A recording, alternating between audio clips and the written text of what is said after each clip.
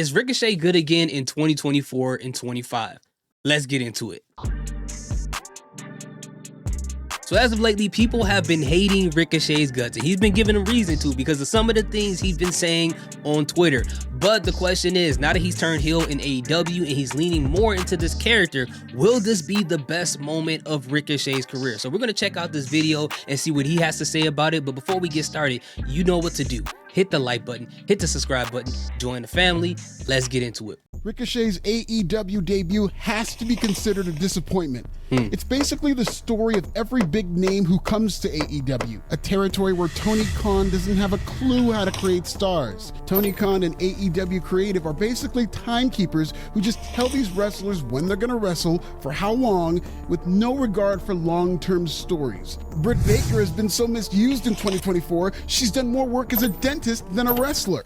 Wow. This f***ing Mark up Tony Khan's ass has a toothache. He's telling everybody in the locker room, and now he's actually going to Britt Baker while she's getting her makeup for the show. What? No way. This is unbelievable. How? Holy shit.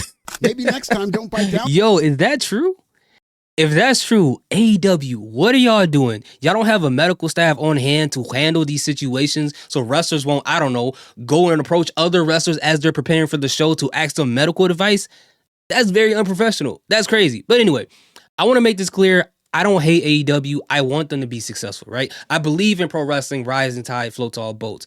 But Tony Khan makes it very easy for a lot of people to dislike AEW. Now, my thing is that he needs to hire a booker. No ifs, ands, and buts about it. Because from all the people who avidly watch the show from a week-to-week basis, like my guys at the Flex Zone podcast, Roz and Byron, salute, go subscribe to their channel. They do some great content. They all say the exact same thing, that AEW's storylines are atrocious. Their booking is atrocious. But when it comes to their pay-per-views, their matches are really, really good. And sometimes I go and watch the pay-per-view matches, and they are actually really good. Some of the best matches of the year, but the storylines are not that great. It shouldn't be 2024 where we're wondering, what are they doing with Britt Baker unless her contract is different? Because she is one of the founding or the foundational women in that women's division when it comes to AEW. I saw when they announced the roster for AEW. I was at the original All In and All Out, the inaugural, and I watched AEW for 2.5 years, and I did like it. I thought it was a great competitor to WWE because at the time, WWE wasn't that great. But after working a lot, I haven't watched AEW as much, and hearing from the fans of how they feel about the product now, it doesn't make me want to watch it. You know, I might peek in again and watch the pay-per-views, but as far as the storylines, it doesn't make me want to watch it. And it's really confusing because that can be the main ingredient to make this show possibly the best show when it comes to pro wrestling in the world. But it seems like Tony Khan doesn't want to fix that. I don't know if it's like he's scared that if he really try his hardest and fail, it's going to hurt because he knows he can't do it, or if he just doesn't care because he still get these deals with like Max and TNT and all these things that he doesn't really care about handling the stories because they know that they're going to get these deals left and right. It's so weird to me. They can do so much better, but it's like, why won't he try? It's weird. Sounds so hard when the snowman's carrots in your mouth. Anyway, like most talent in AEW, Ricochet has struggled mightily. As a babyface, he's a generational wrestler capable of having great matches, but Absolutely. all that's going to do is make Dave Meltzer wet, and there's no money in that. My God. But since turning heel, Ricochet's heat is over 9,000. It doesn't hurt that the heel turn coincided with AEW moving to smaller buildings, thereby making his reactions seem louder. Ricochet turned heel on social media long ago, but he's now fostered that internet wrestling unlikability into a character that people want to hate. Okay. Really quick. I'm going to try to stop this as least as possible, guys. But hear me out, okay? What if this all is done purposely, right? And what if this is the best thing to happen to Ricochet at this point in time, right? Because that's the only route he can go right now. He's already going back and forth with people online. People already hate him, but to generate all this heel heat may be the best thing to happen to him. Because what has happened in the history of wrestling? When a babyface isn't getting over as a babyface, what do? In case of mercy, they break glass, they turn him heel, and sometimes that's the best product they've made of their career. Now, I know with Ricochet, a lot of people hate his guts, but I think that he's kind of, in a sense, the product of a traditional heel, right? Because these traditional heels you didn't like them. It's not like nowadays where we have a ton of likable heels, and I do appreciate them, but there isn't too many heels that you actually hate, like you did back in the day with a Vince McMahon, or in '09 with Randy Orton, or the time that Daniel Bryan had the hemp belt. So many different examples of that. So Ricochet can actually be that. It doesn't mean that what he's doing creatively is going to be interesting or great, but the fact that he's getting people throwing toilet paper at him at an event shows you that people love to hate him. Remember, Dominic Mysterio, remember he was a babyface. Once he turned heel, people love to hate him. And I understand it's a little different there, but they can utilize this and turn it into something special. But the scary part about this is, again, we talked about it. Tony Khan is the person who will have to book this whole thing, so he can possibly fumble this whole situation. Tony, I don't know. And that's all you can ask for in a heel. Today, we're going to talk about how Andrew Ricochet has captured lightning in a bottle as a heel, and why his first time as a bad guy in a national wrestling promotion will allow him to flourish as part of AEW's hottest group. Subscribe in Swahili and be on the lookout for them stickers.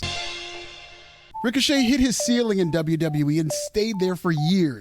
His limitations on the mic rendered his otherworldly wrestling irrelevant, because WWE is a storytelling company. Despite seemingly being a better fit in AEW, it was the same old song.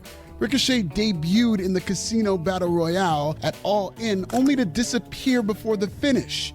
This set the tone for what has been a forgettable babyface run for Ricochet, similar to his final moments in WWE.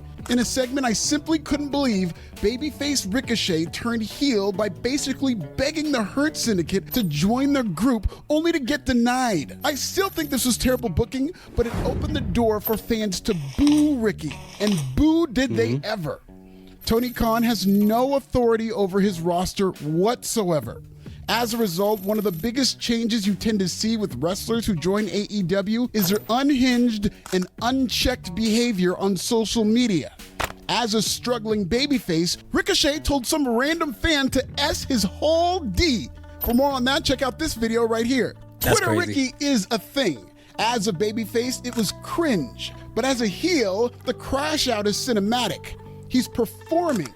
He's antagonizing. That laugh that the white wrestling media calls a Ricochet laugh is actually a Jada laugh. Thank you very much. Yeah, that's what I was saying. I was like, yo, does Ricochet think he's Jadakiss all of a sudden? They call it a Ricochet laugh? Come on, man. Don't disrespect Jada, bro. Don't disrespect him like that. Ricochet is drawing inspiration from one of the great heels of this generation, Manosphere pioneer Andrew Tate. Andrew Tate became radioactive on social media through his misogynist views, his legal issues, and influence on young men. He also looks like Ricochet if he was the final boss in a Bloodsport movie. Twitter Ricky recently retweeted Tate in a perfect meta moment. In response to a fan blaming Ricochet for Samantha Irvin's WWE exit, the third Tate brother said, "Who else is going to make my sandwiches for me when I'm hungry?" Fans are taking the bait, incensed that Ricochet had the nerve to channel such a despicable character. Ricochet fucking sucks for retweeting Andrew Tate. I don't care if it's a gimmick. I don't care if it's a character. Spreading the misogynistic rhetoric of a literal sex trafficker emboldens the worst kinds of people. They're falling right into it. Okay, Catherine. Like it or not, Ricochet has you and 5,000 sheep eating out of his hands in that tweet alone. He's only going to lean into what's working. And personally, I love it. It's a good Ricochet idea. Finally has an actual personality to hate, and it couldn't have come a moment too soon. We're in the bounce back era, said Ricochet. Twitter Ricky went on a tweet, "I don't want anyone switching it up.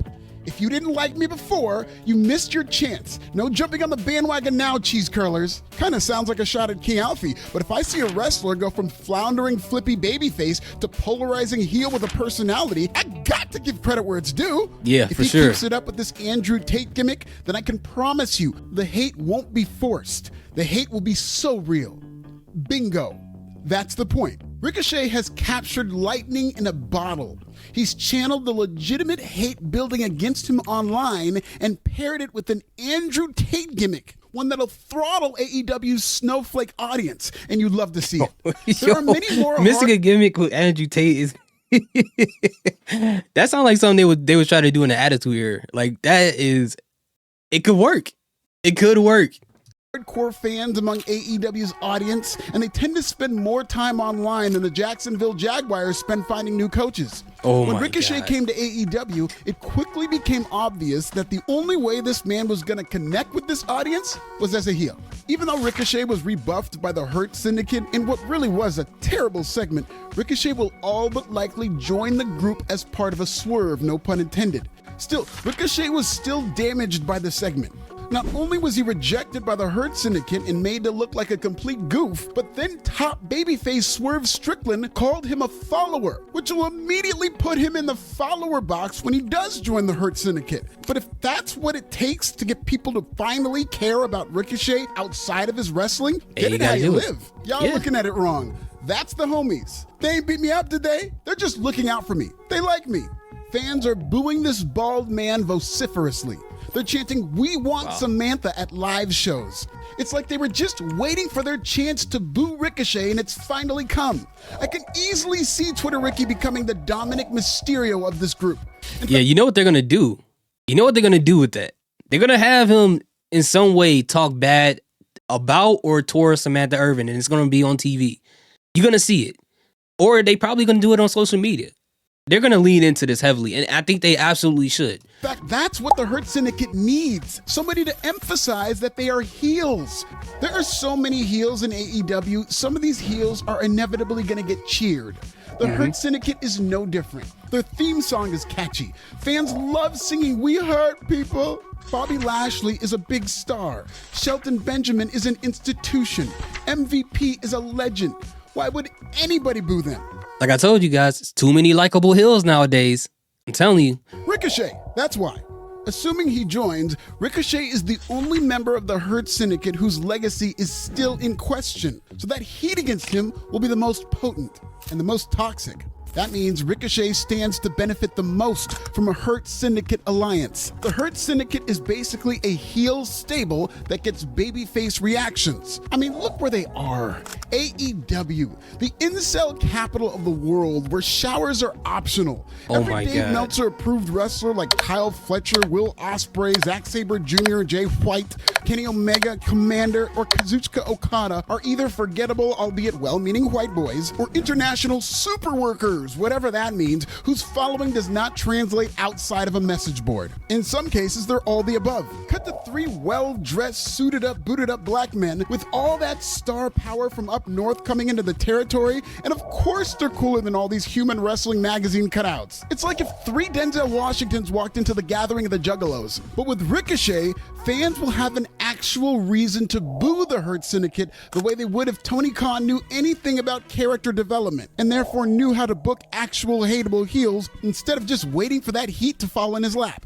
As a member of the Hurt Syndicate, Ricochet can hide his lack of promo skills by just starting a sentence and letting the crowd boo him down. He could just start a sentence without ever finishing it, like Dave Meltzer, except Dave just rambles on while Twitter Ricky would stop talking and give a cold stare to the fans who turned on him. In the meantime, MVP can do the heavy lifting on promos, and who knows, maybe Ricochet will learn a thing or two. Let's face it, Ricochet was never really all that interesting as a babyface. And if he was, he had a tough time conveying it through promos. It was the only thing holding him back. But as a non-interesting babyface who could wrestle, Ricochet was a prototypical Meltzerian wrestler. It takes a special type of person to be an interesting babyface, and it's usually when they're a flawed character. MJF was on his way to an all-time babyface run because he's always been known to be a scumbag, but as a babyface, he was our scumbag. He was slowly starting to learn right from wrong, and the fans were on board. CM Punk is a compelling babyface because he's compelling. He's polarizing. He has a strong opinion, and not everybody agrees with it. In fact, there are 2 characters right now in Seth Rollins and Drew McIntyre who are telling WWE fans that he's a hypocrite. Cousin Phil isn't just a flip guy who you're supposed to like because he could do really cool moves and wrestle in 5-star matches. F that. CM Punk is a 3-dimensional, full-service character. He's an all-time promo. He has flaws that more fans are willing to overlook than others right now because they can connect with him. That's what makes him such a great babyface. The only way Ricochet can actually connect with these fans is as a heel. This will open the floodgates for fans to heckle him about Samantha Irvin and his mean tweets. As a good guy who does flips, Ricochet is no different from any of these vanilla widgets in AEW. But as a heel with all that Twitter baggage, he's a nasty villain who stands out. Ricochet previously said Samantha Irvin would not be in AEW, but heels lie. Ricochet should have Samantha exclusively do his in-ring introductions. Then if you want to get Twitter really mad, send her to the back in a potato sack like Mark Marrow did Sable. The world is ready for heel Ricochet in 2025. After years of hitting a wall as a hapless hero, it's time for Andrew Ricochet to be unleashed. Will Ricochet find success as a heel in AEW? Tell me in the comments. Yeah, that would be interesting to have him have Samantha Irvin come out and introduce him as an announcer, and then have him kind of like rag on her, like, hey, you're not doing this right. Hold the mic right or do whatever. Not that I condone that type of behavior, but just for this character in itself, I think that would work out for him to get more heel heat. And hopefully it just doesn't seep into him as a person, which I'm sure it doesn't, but I hope that won't go into that direction. So this makes me a lot more interested into checking in AEW just to see what they do with his character next. So what do you guys think? Do you think this is a great move for Ricochet's career? Do you think this could be the biggest thing to happen to AEW? One of the few times, or one of the only times from what I'm hearing, that AEW can create a star within his promotion. Let me know what you guys think in the comment section. Thank you guys so much for watching. Salute, peace, have a good day.